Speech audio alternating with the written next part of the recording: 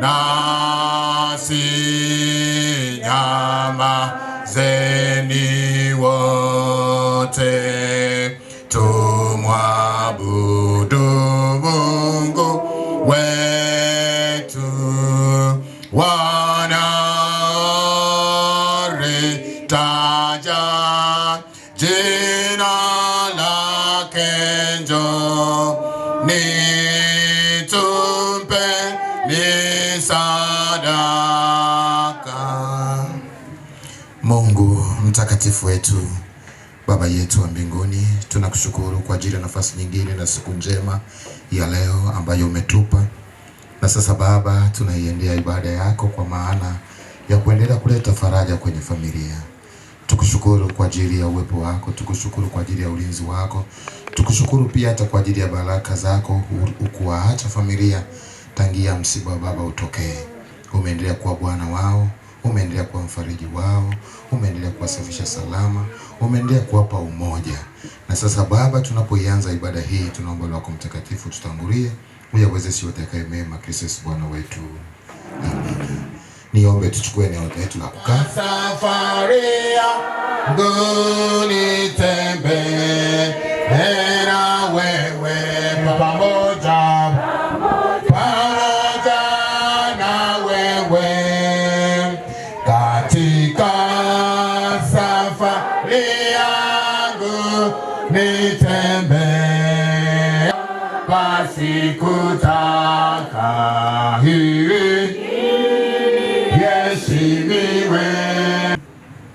Mungu wa neema, umetupa akili tukujue wewe, mioyo ili tukupende wewe, na sauti ili tuimbe sifa zako. Twakuomba utujaze na Roho Mtakatifu wako ili tuweze kuadhimisha utukufu wako na kukuabudu katika roho na kweli, kwa Yesu Kristo Bwana na Mwokozi wetu. Wapendwa familia na sisi waombolezaji ambao tumefika kufariji familia, Bwana Mungu wetu yu hapa, yu pamoja nasi. Tumsujudie, tumche, tumsikie jinsi anavyotufundisha katika neno lake. Na ye Bwana akisema, mimi ni Bwana Mungu wako, usiwe na miungu mingine ila mimi. Usiritaje bure jina la Bwana Mungu wako, maana Bwana hata muhesabia kuwa na hatia mtu aitaje jina lake bure. Ikumbuke siku ya Bwana, uitakase. Waheshimu baba yako na mama yako. Usiue, usizini, usihibe, usimshuhudie jirani yako uongo. Usitamani nyumba ya jirani yako. Usimtamani mke wala mume wa jirani yako, wala mtumishi wake, wala ng'ombe wake, wala chochote alichonacho. Msaada wetu ni katika jina la Bwana. Wapendwa katika Bwana, tumekusanyika hapa kwenye familia hii ya mzazi wetu ambaye leo tunavunja tanga lake, mzee Samuel, na kumtukuza kwa ajili ya neema yake na uaminifu wake, lakini pia kusikia neno lake takatifu na kuomba uishe roho na miili yetu, kwa kuwa Mungu ni mtakatifu na sisi wanadamu tu wenye dhambi. Hivyo tumkaribie Mungu wetu tukimuungamia Mungu dhambi zetu, tukiomba msamaha kwa yale makosa tuliyafanya. Tuimbe wimbo namba 292 fungu la kwanza, na baadaye tutaungama ile ungamo ya kwanza. Nisikie unapozulu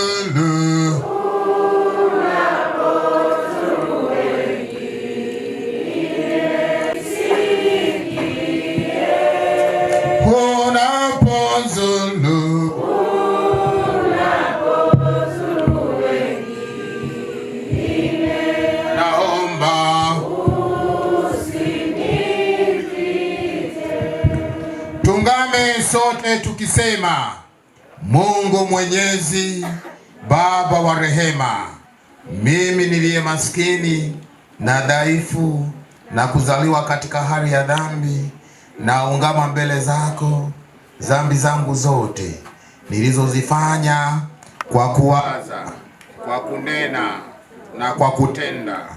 Nimekukasirisha mara kwa mara, nikastahili adhabu yako hapa duniani Unipe nguvu ya Roho Mtakatifu wako, nishike mwenendo mpya. Amina. Ndugu zangu katika imani, ungamo hili likiwa ni la kweli,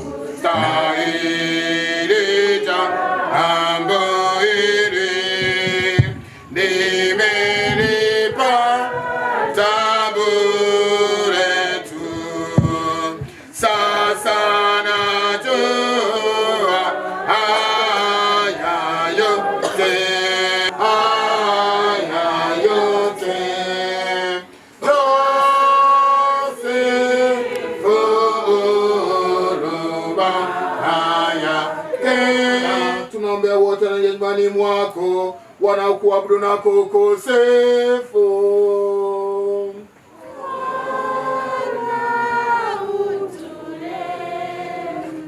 Mungu utusaidie, utuokoe, utume na kutuhifadhi kwa neema yako. Utukufu ni wa Mungu juu mbinguni.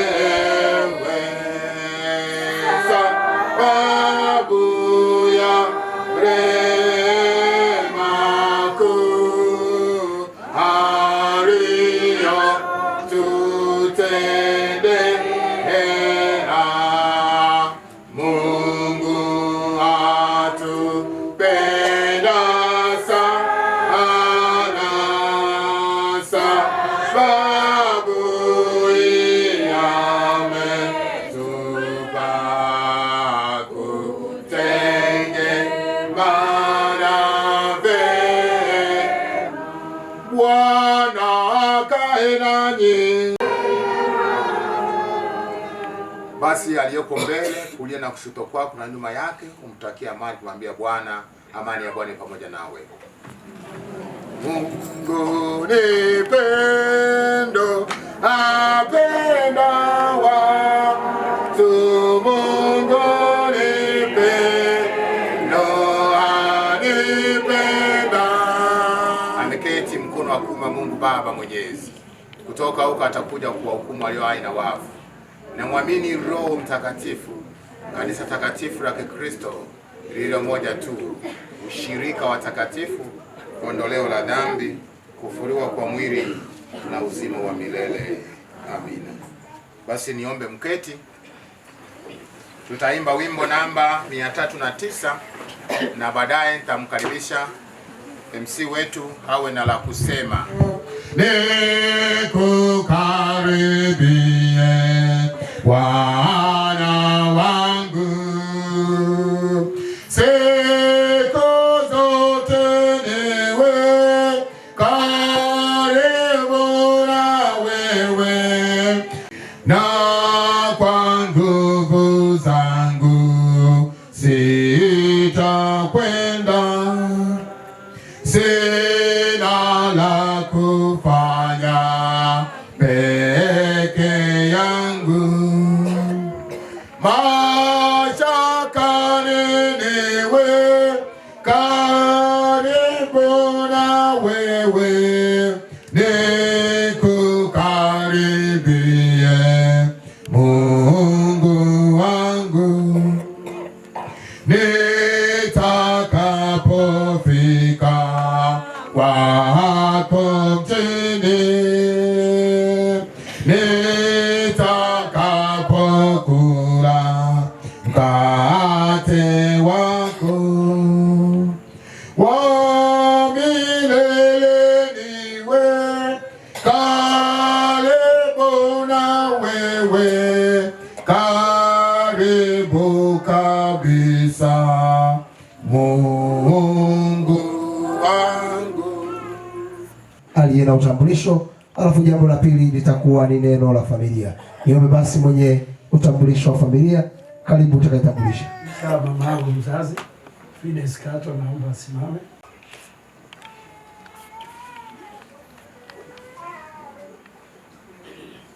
Anayefuata kaka yangu mkubwa Sostenes Bruno na mke wake, naomba asimame.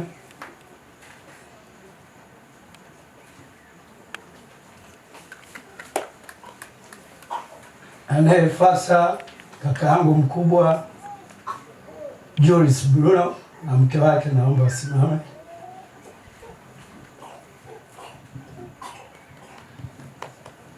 Anayefuata kaka zangu wakubwa Felix Bruno na kaka zangu wengine wote, naomba wasimame.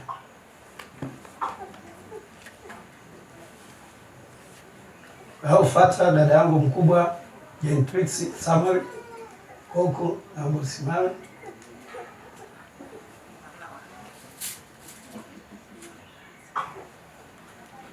Anayefuata kaka yangu mkubwa Steven Kao.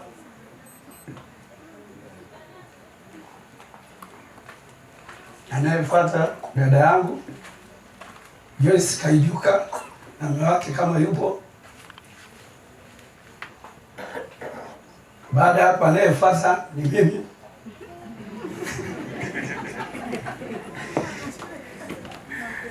Edwin Karugendo na mke wangu. Anayefuata Geoffrey Shengoma na mke wake. Anayefuata Fanuel Kato na mke wake, wasimame. Anayefuata Benatus Luiza na mke wake, naomba wasimame.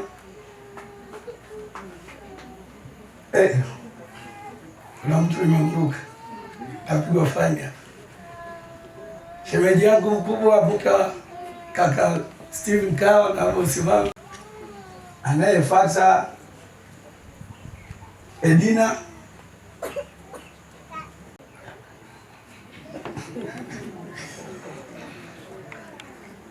Baada ya kutambulisha hapo, naomba mtambulishe mama mdogo.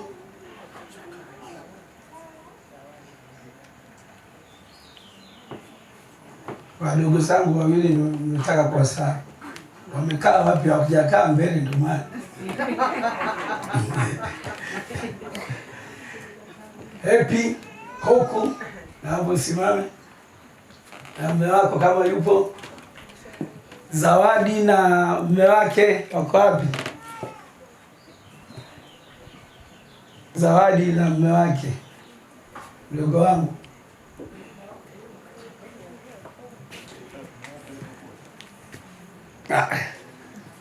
Mekaa mbali sana huko backbench. Mama mdogo kutoka Kilosa.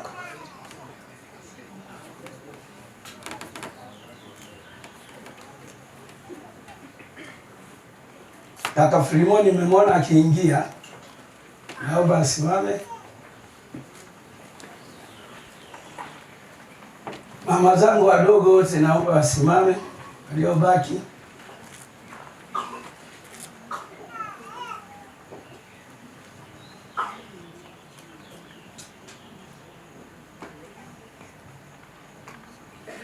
Naomba kuwatambulisha wajomba zake baba wakiongozwa na Gabrieli Mganda.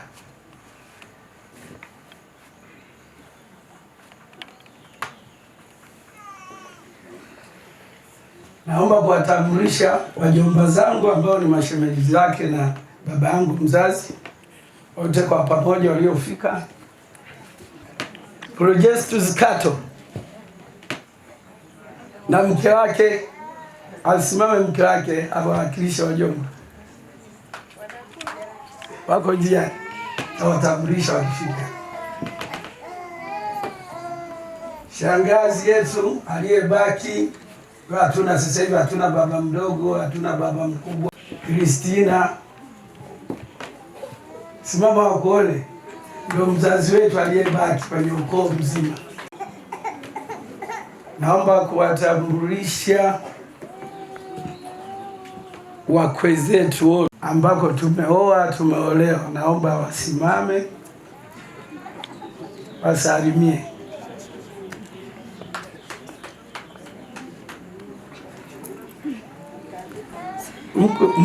Mkwe bora mmoja sijaona, yaani tulikooa na tulikoolewa, si tuna watoto wa kike na wa kiume, amjaelewa Sinashangaa, namwona mke wangu mmoja asimami, ndio maana nimeshtuka, sema nimekosea Kiswahili.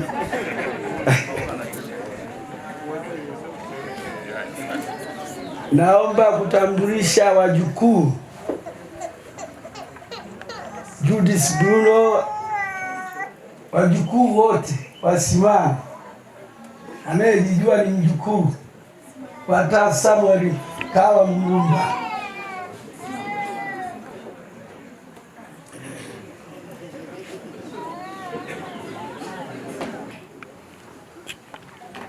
Watoto wa shangazi zangu, watoto wa jomba zangu kama wapo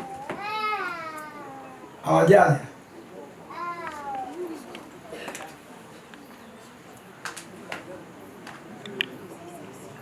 Kama nitakuwa nikikumbuka nitakuwa naomba maiki, ila na imani nimejitahidi kadiri ya uwezo wangu. Naomba kuwatambulisha majirani wanaotuzunguka hapa.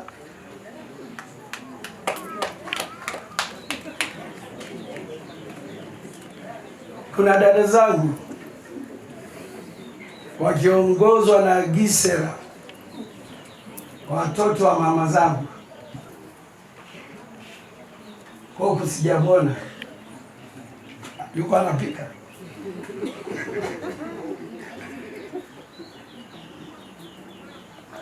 Naomba nimpe upendeleo mtoto wangu aliyebaki wa mwisho, Rufata Nasani. Yo mzee Rufata, wanaofahamu huko wanamjua Rufata ni nani.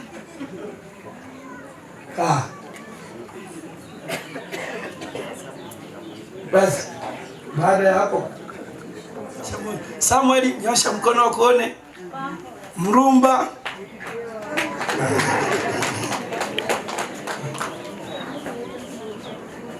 anitoe upendeleo mwingine anayeitwa Selina. Njoo na wewe usalimie.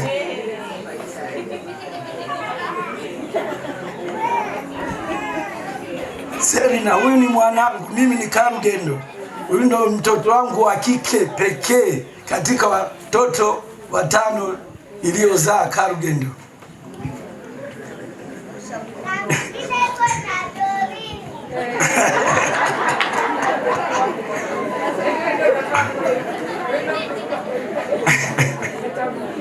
Wote watasimama.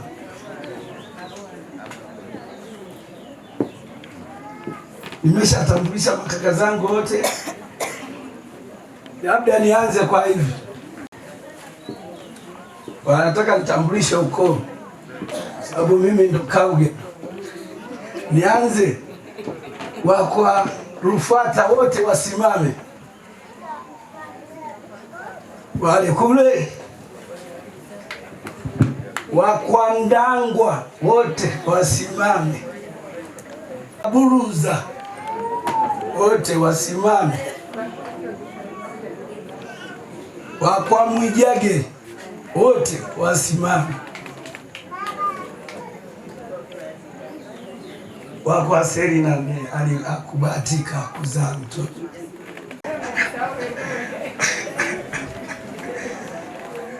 Nitaka kujisahau wenyewe. Asanteni sana kwa kusikiliza. Kwenye neno la familia. Karibu. Tumsifu Yesu Kristo. Mwana kondoo ameshinda. Napenda kuchukua nafasi hii kwa ajili ya neno la familia. Kwanza niwakaribishe wote. Karibuni sana. Mjisikie nyumbani hapa kwenye siku hii muhimu na adhimu kabisa kwa ajili ya matanga ya mzazi wetu, mzee wetu Samuel Mrumba. Karibuni sana. Shukrani za kwanza ninazozitoa ni kwa Mwenyezi Mungu, ambalo mzazi wetu ndipo alipoanzia katika safari yake ya kiimani. Pengine ungeweza kujiuliza kwa nini kanisa? Kanisa ni muhimu kwa sababu ndilo linalobeba hitimisho la kila mmoja wetu. Ndilo linalotuongoza kwamba baada hata ya maisha haya wapi tunakwenda. Kwa hiyo nashukuru sana kanisa ambalo limeweza kuhusika na safari ya kiimani ya mzazi wetu, baba yetu kipenzi Samuel Kawa Mrumba. Ni washukuru washirika wote wa usharika wa Burugo kwa kuwa pamoja naye, na niseme kwa hata kama yeye ametangulia, sisi nasi kama familia tuko pamoja na nyinyi.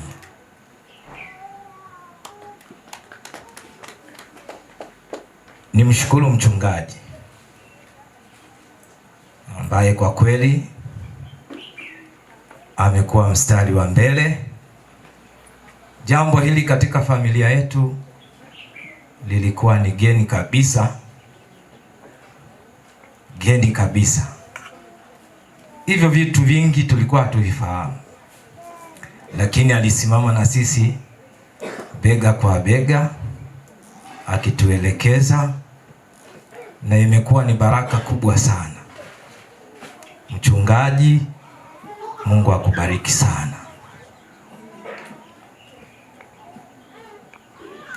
Nishukuru pia huduma za maombi ya faraja zilizoendelea mahali hapa. Tulikuwa tukipata huduma kila asubuhi, mchana, hata usiku. Na ninavyotambua kwa sisi wa Kristo, tunaamini maombi ni silaha. Kwa hiyo tumepata silaha za kutosha. Mbarikiwe sana wana maombi mliojumuika na familia yetu.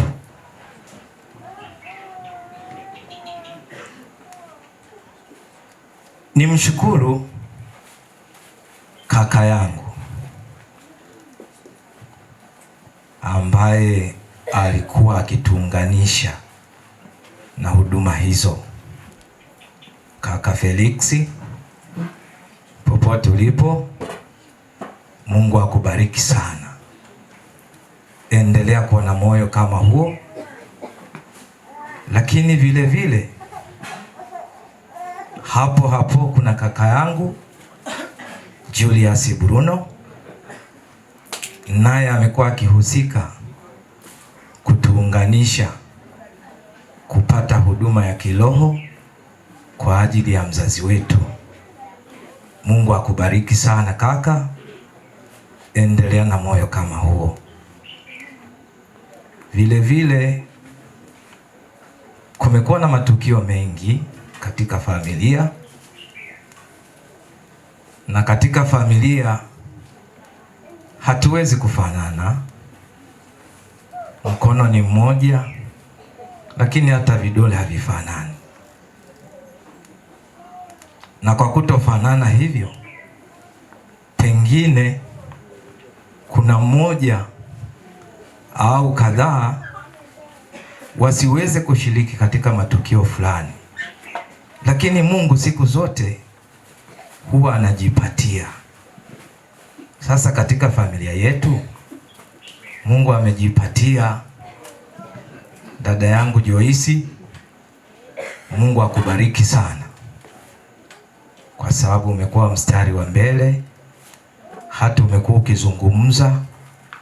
Pengine hukujua kwamba kuna nini kinatokea mbele, lakini kwa mazungumzo hayo hata mchungaji amekuwa akikiri, yamekuwa msaada sana kwa familia yetu. Mungu akubariki sana. Nishukuru kaka zangu wakubwa, kaka Sospita Bruno, kaka zangu Julius Bruno, familia zao, lakini vile vile kaka zangu wote wanaoishi kwenye eneo hili. Familia yetu tumetawanyika, kila mmoja yuko mahali pake, lakini tuna faraja sana kwa kuwa na ndugu ambao wanaishi hapa na wamekuwa mstari wa mbele, wametupa ushirikiano wa kutosha. Mungu awabariki sana.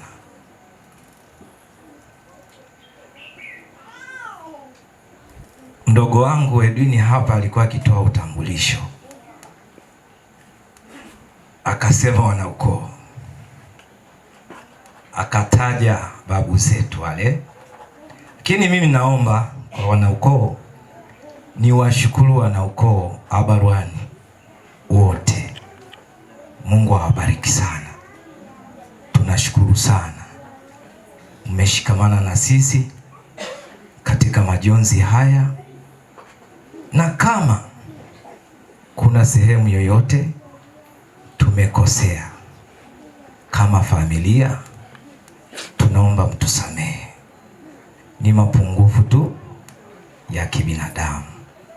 Mbarikiwe sana wanaukoo Abarwani Bona. Tunawashukuru mama zetu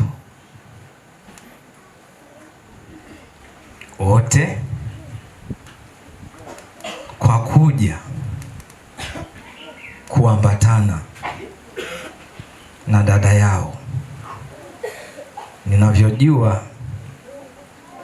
kwa uelewa wangu, mama yetu mzazi pengine ndio mkubwa sasa miongoni mwao, na hawa wengine ni mama zetu wadogo. Mungu awabariki sana mama zetu wote. Pia ni washukuru wajomba wa baba yetu Samuel Mlumba, na ni katika utambulisho mliwaona wengi, najua nao wamekaa katika kutawanyika, lakini waliposikia taarifa hii hawakurudi nyuma. Wameacha kila kitu, wamesafiri umbali mrefu, wamekuja mpaka wamefika hapa. Hatuna cha kuwalipa, lakini Mungu wa mbinguni atawalipa. Mbarikiwe sana.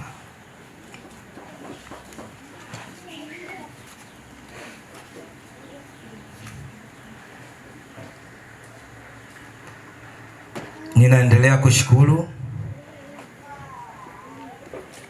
Pengine kwa sababu ya muda sitaweza kutaja kila mtu, lakini Mungu wa mbinguni anasema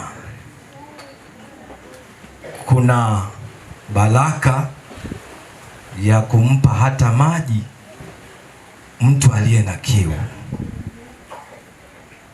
Na wakati fulani mchungaji atakubaliana na mimi, Yesu aliposema kwamba wapi wanaofaa kuingia kwenye ufalme wa mbingu, akatoa mfano hata waliotoa maji ya kunywa kwa mtu aliye na kiu, alisema waingie mbinguni. Sasa sembuse mtu aliyeacha shughuli zake akaja kushirikiana na sisi, naamini hilo halitasahaulika, na nisimwendelee na moyo huo, sio kwetu tu, hata na kwa watu wengine. Kwa hiyo ndio shiriki pamoja na sisi, mbarikiwe wote, endeleeni na moyo kama huo. Ni upendo mkubwa ambao umetuonyesha, na upendo huo umekuwa kama deni kwetu. Asanteni sana, mmejitoa. Wapo waliojitoa kwa fedha, wapo waliojitoa kwa nasaha, lakini wapo waliojitoa hata kwa kutuombea. Mbarikiwe sana. Baada ya kutoa shukrani, nishukuru pia hata kwa wale walioendesha shughuli hizi kutufanikisha kupata chakula. Mnajua kukaa kwenye moto sio jambo rahisi, pengine mtu angepata ajali au nini, lakini mlijitoa mkatupikia chakula. Mungu awabariki sana wapishi. Mungu awabariki wenye vyombo vya muziki. Mungu awabariki hata waliopanga viti. Mungu awabariki wote waliofanya hiki na kile. Mwisho, lakini sio kwa umuhimu, ningesema kidogo kuhusu baba yangu. Nikiwa kijana mkubwa, baba yangu alikuwa ni baba bora sana, kwa sababu alipambana na kuhakikisha sisi watoto wote, kila mmoja anaifikia ndoto yake.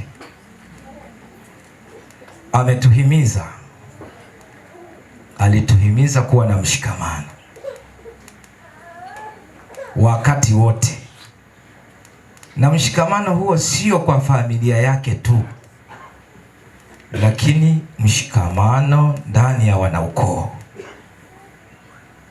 Naamini kwa neno la familia yetu, mshikamano huo tutauendeleza. Na pia alikuwa baba mwenye upendo sana. Mimi nina bahati, nimefanya naye kazi, yeye akiwa baba, mimi nikiwa mtoto. Sifa zake zinaendelea hata baada ya kustaafu, na wale waliokuwepo Magu waliona jinsi watumishi katika mahali mbalimbali walivyokuja. Hiyo moja kwa moja ni kwa sababu aliishi kwa upendo sana. Hivyo na mimi nasema kama familia, tuushike upendo wa mzazi wetu aliyotuachia kila mmoja,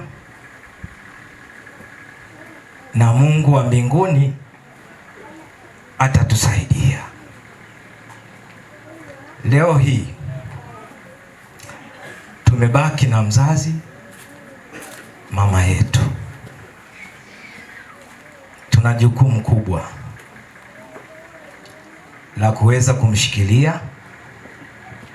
Ni jukumu letu sote, lakini pia naendelea kuomba tu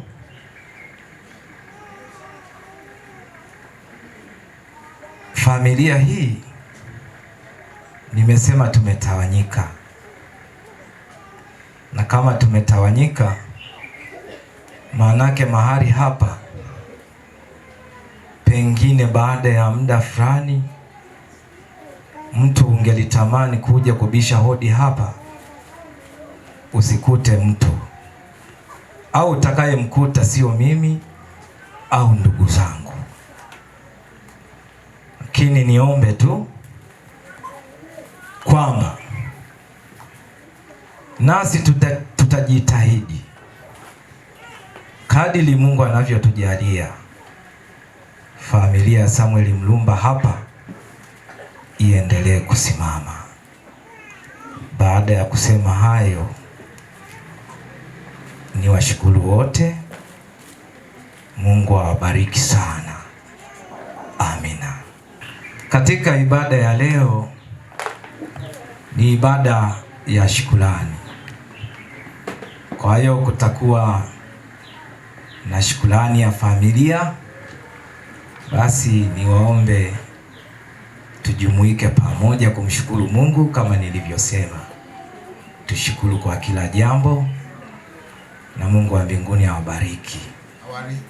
Lakini nilipofika kama mchungaji, sasa ni mwaka wa 5. Mchungaji kiongozi, au tuwezi kusema paroko, ndo mimi. Kwa hiyo nilipofika, miongoni mwa mambo ambayo nilianzisha, na hili lilikuwa moja wapo. Wenzetu wanapoguswa na misiba wanawaza mengi, wanafikiri mengi, na tena usembuse msiba ukitokea kama ulivyotokea ghafla kama baba yetu, wanawaza mengi na kutaka kufanya mengi yasiyokuwa sawa. Sasa kama kanisa tunasogea karibu nao ili wasije wakawaza mengine zaidi. Kwa hiyo msiba wa baba ulipotokea, kama misiba mingine ya ghafla kama hiyo, tuliweka utaratibu wa kuja tunafika mara kwa mara. Na baada ya leo kuvunja tanga, huwa tuna siku moja, aidha kufanya siku yote full asubuhi na jioni, au kufanya nusu. Kwa sababu tuna ugeni, ningesema tutakuja asubuhi na kesho na jioni tumalizie, lakini nimewaomba kwamba kesho asubuhi nitafika kwa ajili ya sala fupi ya familia, na kwa maana yake kuwaweka sawa na kuwaaga rasmi. Kwa hiyo huwa ni utaratibu wetu ambao tunaufanya, na tunahakikisha kabisa tumekuwa Bennett nao ili waone nafasi na sehemu ya kanisa kwenye maisha yao. Kwa hiyo tunawapa pole. Lakini sehemu ya pili ni shukuru pia nami ambao wamelink kwenye familia, tunaweza kusema mwalinka wa familia. Felix ambaye ni kiongozi katika eneo hili la Kiasha Nkomueleza, tunamshukuru sana kuwa daraja letu la kufikisha huduma kwa familia, si hapa tu kwao, lakini hata familia nyingine. Lakini pia ni shukuru kaka zake sasa ambao wamekuwa bega kwa bega na kanisa, pamoja na kwamba mmoja anaishi Mwanza na familia yake, mwingine anaishi Dar es Salaam na familia yake, lakini hata wakiwa huko wanahakikisha usalika usimama. Niwashukuru sana Ta Fosi pamoja na Ta Julius na familia zenu. Asanteni sana. Asante sana. Kama nilivyowaambia, lakini pia ni ya nyuma yao mdogo wao Kaijuka. Kaijuka jimweta Kaijuka kwa sababu alipewa jina la bibi. Na mzee alinizuia, ukimuita Kaijuka sana anasema ukiloti Kaijuka. Na mimi nilizoea hivyo Kaijuka, mama yetu ambaye sasa tunamkumbuka kwa kazi kubwa. Mwaka jana wakati shangazi wa familia hii anafariki pale tuseme Kashura, ambao watoto wake mnawaona, nami nilikuwa miongoni mwa waliowapeleka. Na hapo ndo tunajuana na baba. Tukazungumza machache, na baada ya machache sasa siku si nyingi mtoto wake akafariki Grayson. Hapo ndo tukapata mwanya mkubwa wa kuzungumza mengi. Mwanya huo ulitusaidia sana. Sasa niliwaambia mimi ni sehemu ya familia. Sasa sitasema sasa, ila yeye tutamuuliza baadaye. Ulimzaa lini huyu mtoto? Atawaambia baadaye. Sasa baadaye tupo kwenye ibada, nashangaa mama ametoka wapi huyu? Ananiambia ni mke wangu. Kweli? Mungu wangu, nikashangaa. Kwa hiyo safari ya Grayson ikanipa kumtambua mama ambaye nimepoteza naye muda mrefu. Kwa hiyo nikafurahi sana. Tende Mruani, Nyende Msita, Chonkandi sehemu yake ya familia hapa. Na haya tukufanya kwa sababu ni sehemu ya familia, ni sehemu yangu ya huduma ya kichungaji. Kama baadaye tutapata nafata zungumza. Yaani kwa siku chache nilimpenda, yaani miongoni mwa watu niliowapokea kwa kiongozo na dada yenu Joyce, ndio huyo mchungaji anaitwa James kaka yenu. Na kwa sehemu fulani naweza nikasema kama mjomba kwa wengine, kwa sababu nami natoka huko Ugandika Kijumo, huko ndo nyumbani. Basi kwa hiyo nina vyote viwili nimevibeba. Karibu sana. Asante sana, wajomba zenu wamefika. Ningera mno waiko Mwanda. Kwa hiyo unapowaona hawa wajomba wamefika, nami natoka huko. Ndio sehemu yetu na kutokea. Kwa hiyo baada ya hayo mafupi, ni kabla ya kumalizia ni watambulisho wachache ambao nimeambatana nao.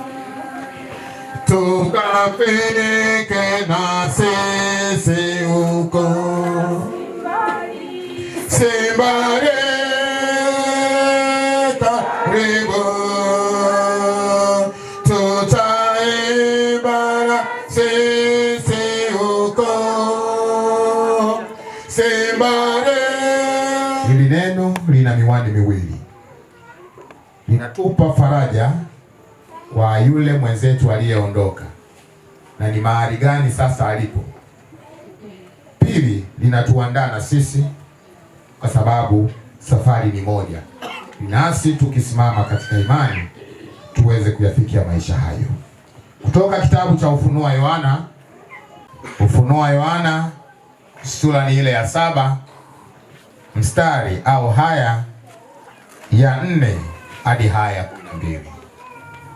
Neno la Bwana linasomeka ifuatavyo: nikasikia hesabu yao waliotiwa muhuri katika kila kabila ya Waisraeli, watu 144,000. Wa kabila la Yuda 12,000 waliotiwa muhuri. Wa kabila la Rubeni 12,000. Wa kabila ya Gadi 12,000. Wa kabila ya Asheri 12,000. Wa kabila ya Manase 12,000. Wa kabila ya Simeoni 12,000. Wa kabila la Lawi 12,000. Wa kabila ya Iskari 12,000. Wa kabila ya Zabuloni 12,000. Wa kabila ya Yusufu 12,000. Wa kabila ya Benjamini 12,000 waliotiwa muhuri. Aya 9. Baada ya hayo nikaona na tazama mkutano mkubwa sana, ambao hapana mtu awezaye kuhesabu, watu wa kila taifa na kabila na jamaa na lugha, wamesimama mbele ya kile kiti cha enzi na mbele za Mwana-Kondoo.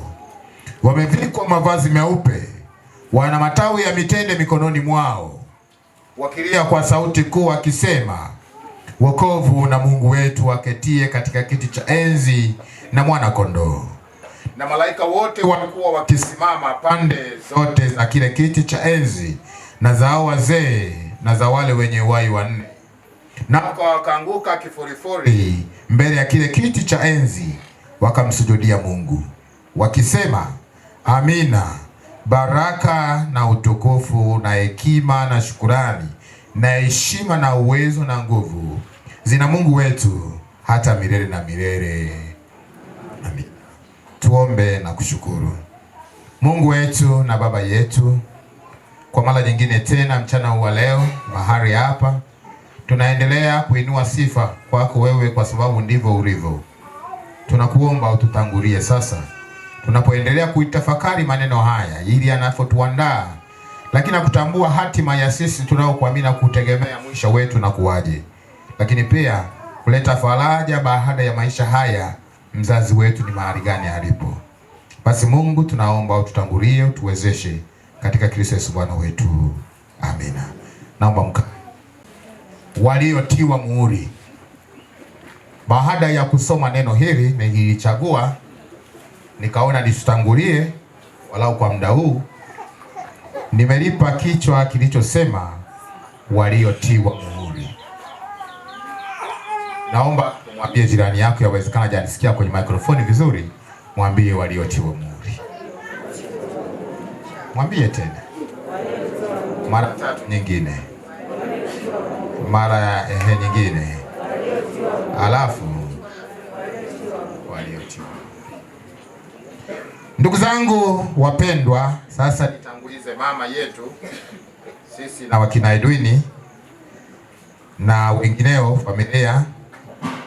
Wapendwa wajukuu wakamwana wa familia, wana eneo hili, imaanishe wana kijiji, wapendwa kanisa, wana jumuiya, na sisi sote ambao tuna ushirika na familia hii. Kwa niaba ya kanisa niendelee kutoa pole kwa msiba wa mzazi wetu. Poleni sana. Msiba mara zote kama nilivyosema, ukitokea ghafla, hata kama si wa ghafla, unatupa kufikiri mengi yaliyoko mbele. Unatupa kuwa na mitazamo yasi wakati mwingine. Na inawezekana ukafikia nafasi ukasema kuna mtu ambaye amehusika katika msiba fulani. Hiyo tunaijua ni sababu ya msiba ukitokea tena ghafla, unaleta mawazo mengi kwenye akili za watu. Na kwa sababu msiba ukuanza leo, ni wa historia, Mungu aliwainua watu wachache, akawapa maneno fulani ya kusaidia, ili baadaye misiba ikitokea kama hiyo, watu watakapolisoma neno kupitia nyakati zao waendelee kufarijiwa. Kitabu hiki cha Ufunuo ni miongoni mwa vitabu vyenye jumbe zinazoleta faraja kwenye familia. Zinaleta faraja kwa namna gani? Zinaleta faraja kwa sababu msiba kama mlivyouona ulishatokea au zilishatokea misiba mingi sana ya namna hiyo hata nyakati zilizopita. Mwandishi wa kitabu hiki, sisi tunaandaliwa kuwa wachungaji, tunasoma lugha nyingi. Tunasoma lugha ya Kilatini, tunasoma lugha ya Kiyunani ambayo ndio iliandika Agano Jipya. Tunasoma lugha ya Kiebrania ambapo ndipo asili ya Biblia. Na katika nyakati hizo ambapo tunasoma kwenye maandiko matakatifu, tunawapata wafuasi wa Bwana Yesu waliopitia nyakati mbalimbali. Lakini hao wakatuachia maandiko. Mmoja wapo ni Yohana. Tukiwa tunasoma kitabu cha Yohana, tunasema kwenye kichwa kinasema Yohania literature. Waliopita seminari najua mnafahamu, kama yupo aliyepita anafahamu. Yohania literature. Katika maandiko tunasema kwa Kiswahili maandiko ya Yohana. Yohana huyu unayemtaja ndiye mdogo wa Bwana Yesu. Yeye alikuwa ni mtume kati ya wale mitume 12. Na kutokana na imani yake, Bwana Yesu alipofufuka ndiye alimwambia Yohana, akasema naam, tazama mama yako. Na akampa jukumu la kumlea mama baada ya yeye. Alijua kwamba ataondoka, akampa Yohana jukumu la kumlea mama. Na ndiyo huyo Yohana ambaye ndiye mwandishi wa kitabu hiki. Yeye amehusika na ile Injili ya Yohana kama alivyoandika, ndiye mwandishi. Ndiyo huyo aliyeandika kitabu cha nyaraka, yenye waraka wa kwanza wa Yohana, waraka wa pili wa Yohana na waraka wa tatu wa Yohana. Na ndiyo huyo ambaye anahusika na kitabu cha Ufunuo. Ndiyo maana tunamsoma kwenye maandiko ya nani? Ya Yohana. Nasema Yohania literature inamhusu Yohana huyo. Kwa hiyo Yohana, kwa sababu ya imani yake, nyakati zile wakati anakuja kuandika kitabu hiki, kanisa lilikuwa kwenye misukasuko. Na misukasuko ya kiimani, liliteswa sana. Baadhi ya wengi waliuawa. Wengine walikuwa wakiwekwa mbele ya uzio, wanamfungulia simba. Mtu analiwa hivi wanamuona. Wengine wanakatwa baadhi ya viungo wakiwa mbele ya umati mkubwa umekaa. Wanauliza, bado unamwamini Kristo? Anasema ndio, wanakata mkono. Bado unamwamini Kristo? Wanakata mkono wa pili. Wanamwamini tena, unamwamini bado? Akasema ndio, wanakata mguu. Paka viungo vinaisha, baadaye wanamaliza. Lakini mwenye kuogopa alivyokuwa anatishwa kama hivyo, anaachia imani. Yohana ni miongoni mwa watu waliosimama kwenye imani. Sasa kwa sababu watesi wake walikuwa katika nyakati hizo, yeye akapelekwa kwenye kisiwa cha Patmo ili aweze kuteswa. Akaachwa peke yake. Kule wakampa kazi ya kufanya. Kama tunavyoona pale kisiwa kile cha tunakitaje kile cha Msira. Saizi kuna watu ambao wanaishi, lakini zamani hakuna watu walikuwa wanaishi. Naona saizi sijawahi kufika pale, lakini naona kuna kwa mbali naona watu wamejenga, wameweka majengo pale. Lakini zamani ilikuwa ni kisiwa tu kinaishi ndege tu na vitu vingine pale. Lakini kisiwa hicho hakikuwa na mtu yote yule. Walimpeleka wakamwacha, na ili ufike ng'ambo lazima uwe na mtumbwi wa kukuvusha. Wakamwachia kazi ya kugonga kokoto. Kawa nagonga kokoto, wakamwacha wakaondoka. Sasa wakiwa wameondoka, Mungu akajalia kumpa mafunuo ya pekee. Mafunuo ya pekee aliyopewa ni kuwaona watakatifu waliosimama kwenye imani, wakamaliza imani wakiwa salama. Ndiyo maana nimewaambia waliotiwa nini? Sasa alianza kuwaona watu wa namna gani? Alianza kuwaona wale watoto 12 wa Yakobo ambao anawataja kwa majina. Kuna Yuda, kuna Rubeni, kuna Gadi, kuna Asheri, kuna Naftali, kuna Manase, kuna Simeoni, kuna Lawi, kuna Iskari, kuna Zabuloni, kuna Yusufu, kuna Benyamini. Hao ni wale watoto wa Yakobo. Alipokwisha kumaliza kuwaona watoto wa Yakobo, ndipo mstari wa 9 anasema nikawaona wengine.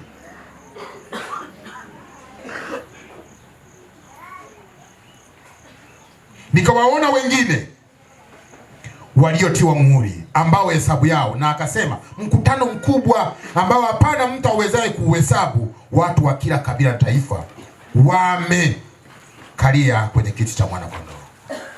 Sasa hawa ni akina nani? Hawa ni wakina nani ambao huyo Yohana aliwaona? Hawa aliowaona, ndugu zangu, ni wale waliosimamia imani, waliopiga vita vizuri katika imani yao, wakamaliza mwendo salama. Mungu anawapa zawadi. Mwambie jirani yako, wakiipigania imani unapewa zawadi. Mwambie tena, ukiipigania imani unapewa nini? Bwana asifiwe. Ukipigania imani unapewa nini? Zawadi.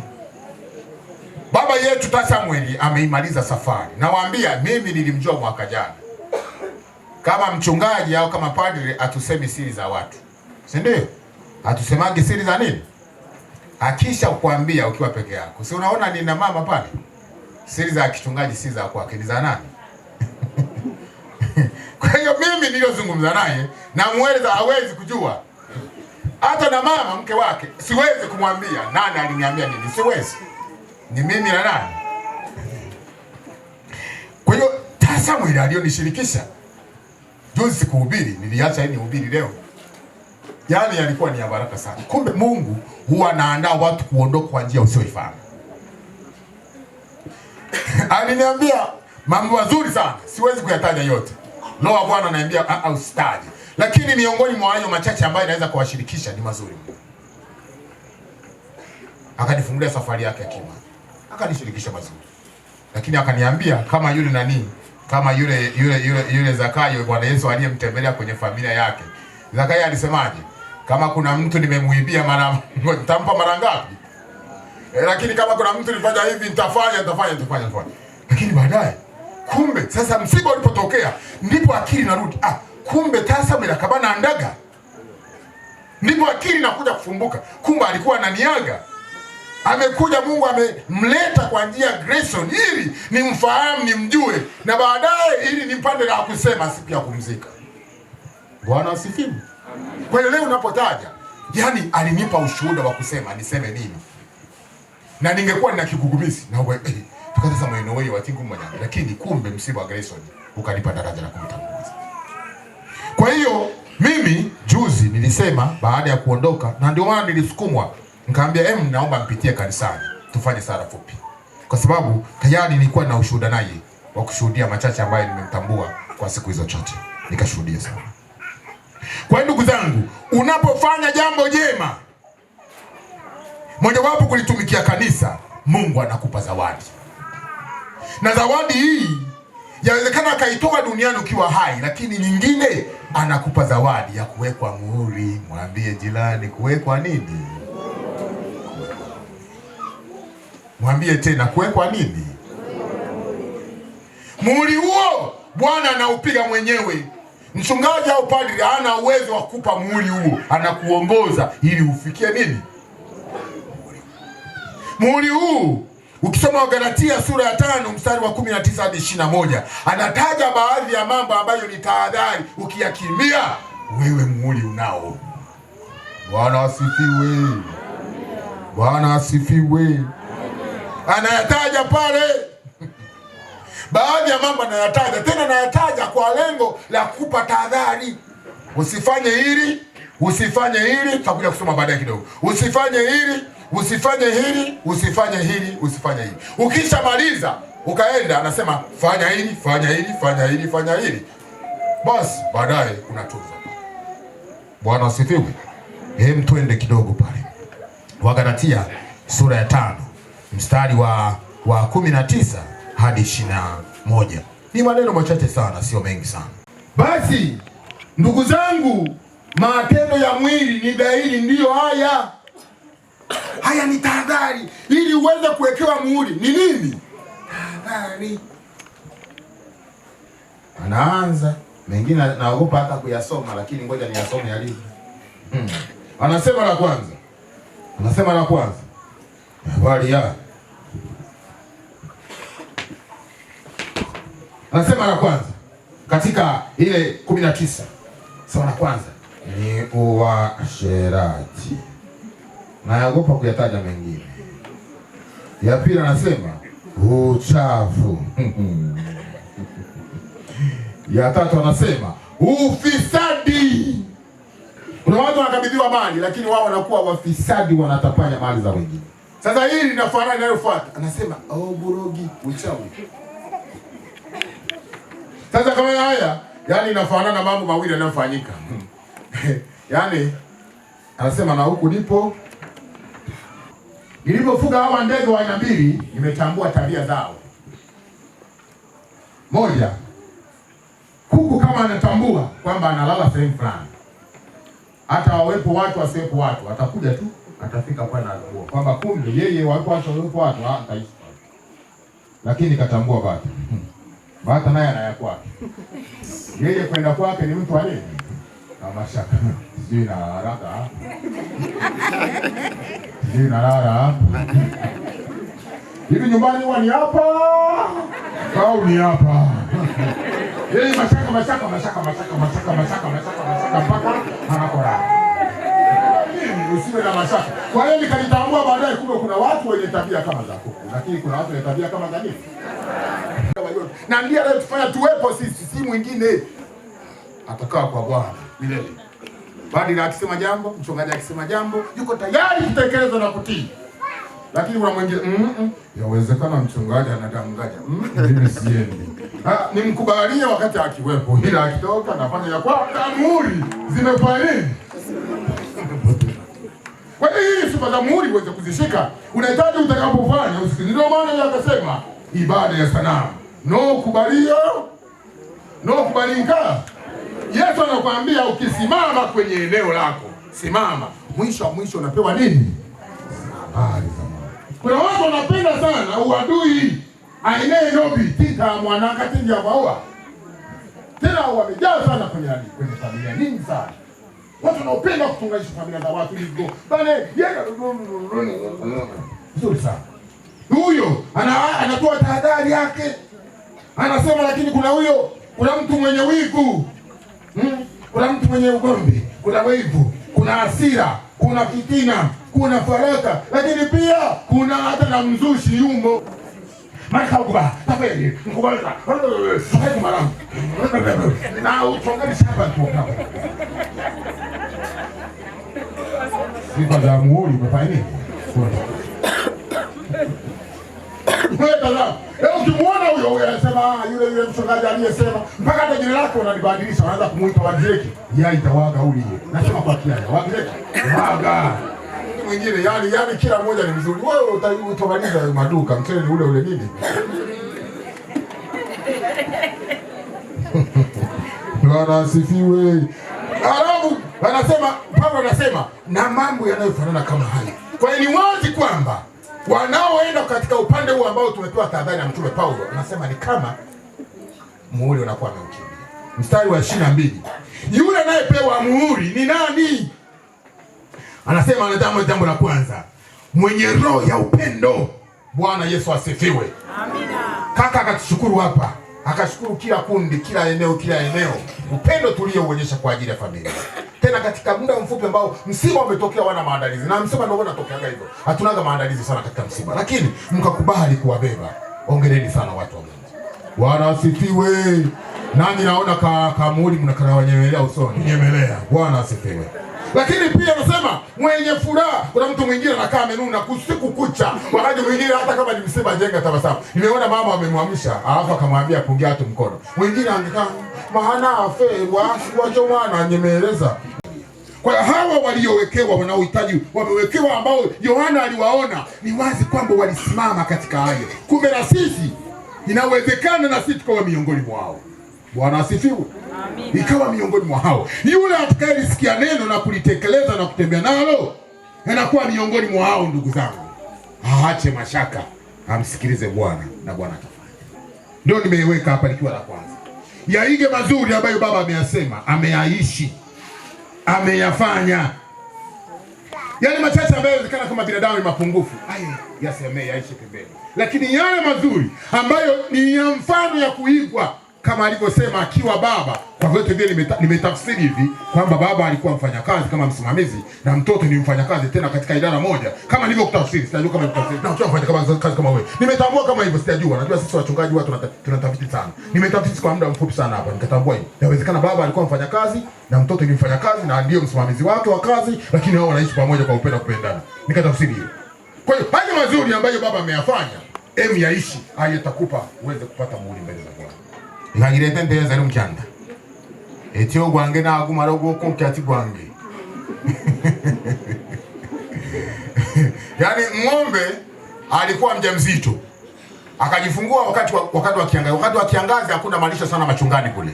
Kwa hiyo ng'ombe yule mama alipomaliza kumzaa mtoto akasema, jukumu langu lilikuwa ni la kuzaa. Nimezaa, nimemaliza. Baya kutafuta chakula si jukumu langu, wote tafutie mwenyewe. Ndio tafsiri ya msemo. Kwa hiyo katika pointi yangu ya pili, kwamba msiba wa baba usifanane na ng'ombe aliyejifungua wakati wa kiangazi, bali ufanane na ng'ombe aliyejifungua wakati wa masika. Malisho yapo, uwalete pamoja kama familia. Sasa kama amesema tuko dispersion kidogo, wako mbali, wako maeneo mbalimbali, lakini msiba wa baba sio kama hapa Mwamara. Hapa ndiyo Ikulu, muende mfanye nini? Murudi. Na mkirudi usije ukamaliza siku moja ukakimbia. Waone wananzengo, wana kanisa, wana jamii, waone. Najua mtakuja kwa mahali tofauti tofauti, lakini ukifika usijifiche. Nasikia kaka, ukifika salimia. Hata kwa mchungaji ukifika salimia. Mchungaji nilifika. Bwana Yesu asifiwe. Kaka nilitambua kwenye siku ya msiba. Anasema amina. Rudi kwa amani. Si ndio? Uwalete pamoja. Jambo langu la mwisho, kama jamii tuendelee kuwabeba kimaombi. Sasa wanaanza maisha mapya yasiyokuwa na baba katikati yao. Na aliniambia mwaka jana hapo, wamesema ndiye alikuwa amebaki kama baba, ameshika familia hizo, familia tatu za ndugu zao watatu, yeye kama baba yao. Sasa hayupo tena. Tumeanza baba Tasosi, niwe nadhani jana alikuwa anamwambia, juzi nilimchekesha, nilimtania, lakini ni mtani ambao ni wa kweli. Nikasema Tasosi, sasa unaanza kuwa baba wao. Si ni kweli? Nilimwambia juzi kwa kumtania, lakini ni kweli. Ndio sasa anaenda kuwa baba. Aliye kaka yeye anakuwa nani sasa? Baba. Lakini tasa mwenye hayupo tena. Na nyingine sana nitaifanya kesho, kuombea vifaa vya moto mtakavyosafiri navyo kesho. Kama nilivyowaambia, na nitafanya ile nyingine niliwaambia kule ndani. Kwa hiyo sisi mambo matatu hayo tuyatekeleze. Na ndugu zangu, tukiyatekeleza na sisi tutafanana kama lile somo tulilosikia. Bwana atatutia muhuri, atatubariki na kutuongoza. Basi ndugu zangu, Mungu atubariki, Mungu atuongoze katika siku ya leo. Lakini abariki pia yaliyoandaliwa kwa ajili yetu. Atuwezeshe na mwisho tumshukuru yeye tangu sasa na hata uzima milele. Kristo. Bwana Yesu asifiwe. Asante. Niombe tusimame sasa. Ache umtore Bwana, kwani akiba yako hata iongeza vipaji vyako, ambaye akatai kidogo kwako we kwake kitazidi, vile vile na moyo umtore Bwana, ndivyo vipaji vyema vinavyopendeza, kwani sisi wenyewe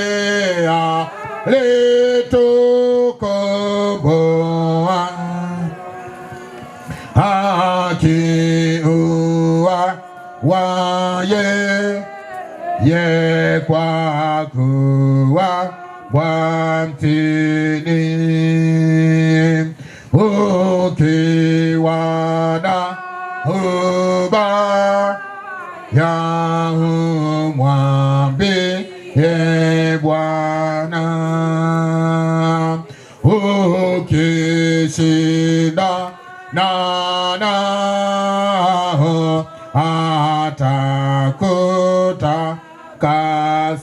atakutakasa, damu aliyotoa ndiyo itoshayo kuosha wakosa, jiacha wewe vivyo, vitu vya mali nyingi umtolee Bwana, alitoka mbinguni kusumbuka hapa, damu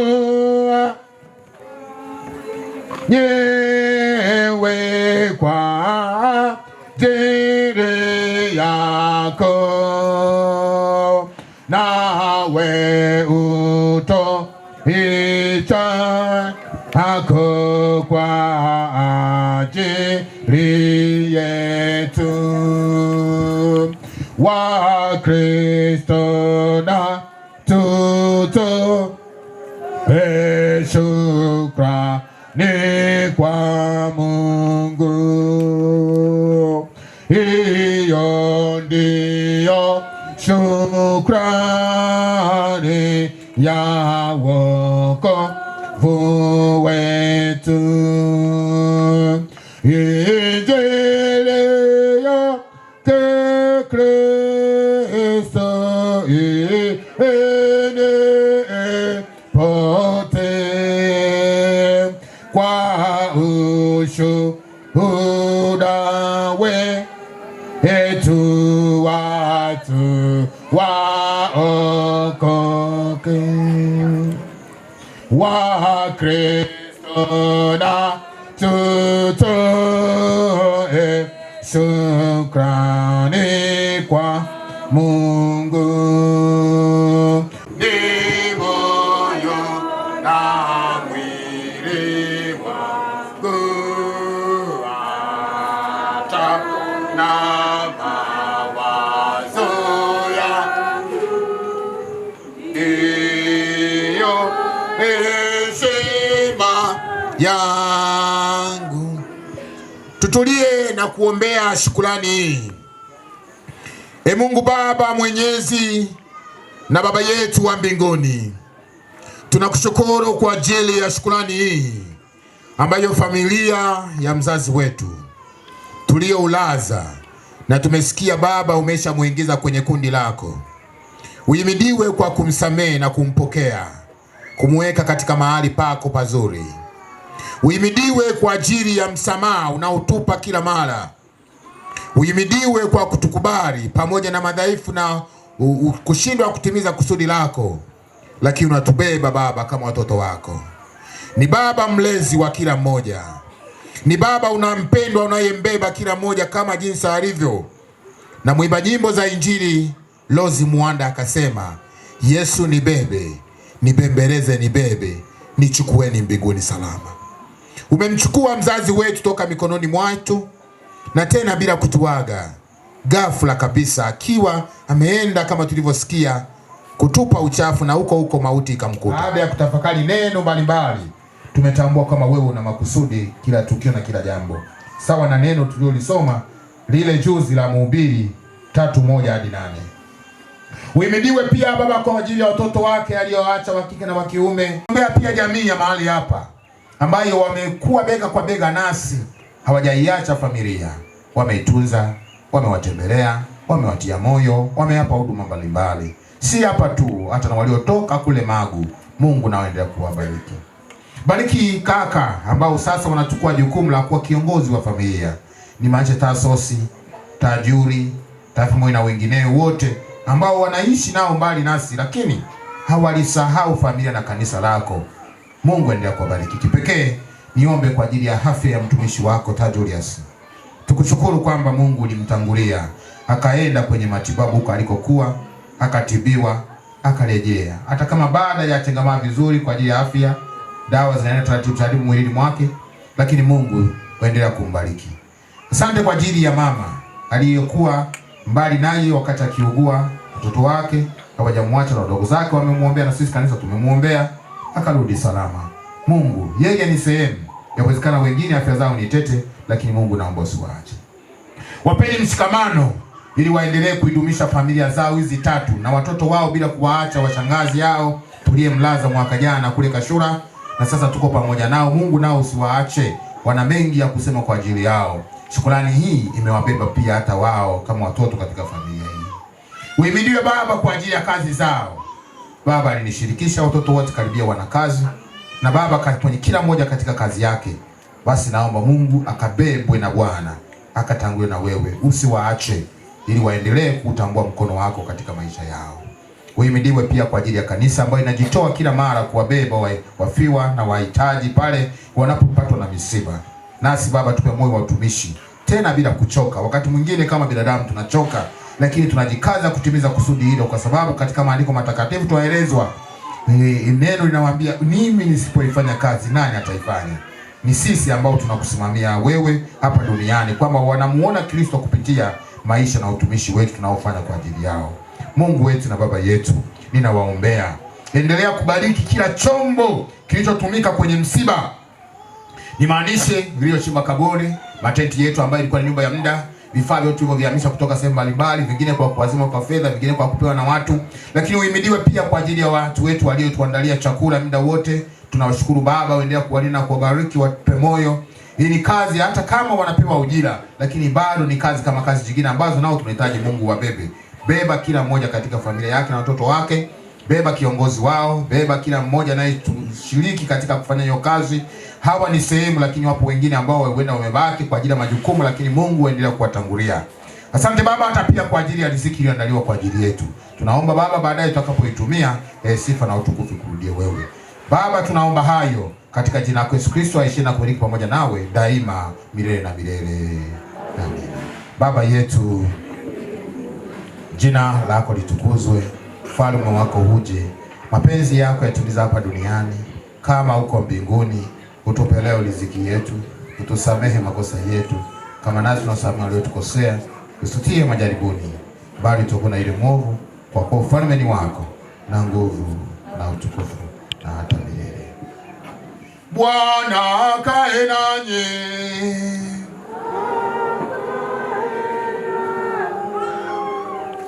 Tumuhimidi Bwana. Wapendwa, tulia, mpokee baraka wa Bwana. Bwana akubarikie na kukulinda. Bwana akuangazie nuru za uso wake na kufadhili. Naye Bwana akuinue uso wake na akupe amani. Katika jina la Baba na la Mwana na la Roho Mtakatifu. Amina. Amen. Amen. Amen. Matendo yangu yoyote uyatendeleze Yesu.